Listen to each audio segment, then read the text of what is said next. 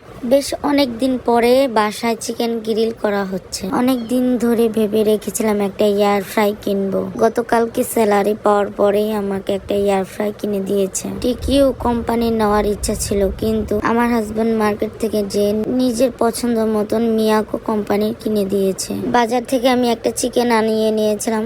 আমার এই ফার্স্ট এটা ট্রাই করা, আমি কখনো এটাতে ট্রাই করিনি। শুধু খাবারের জন্য নয়, আজকে ট্রাই করার জন্য আজকে আমি এই রান্নাটা করছি। সবাই বলে তেল ছাড়া এয়ার ফ্রাই রান্না খুবই ভালো লাগে। এটাই ভেবে আমি নিয়েছিলাম যে তেল ছাড়া রান্না করব। যাই হোক, চিকেনটা আমি সুন্দর করে ম্যারিনেট করে তারপর এয়ার ফ্রাইয়ে দিয়ে দেব। আমার কাছে এই জিনিসটা ভালো লেগেছে, ডিসপ্লেতে সবকিছু দেওয়া ছিল, সহজেই সবকিছু করা যাচ্ছিল।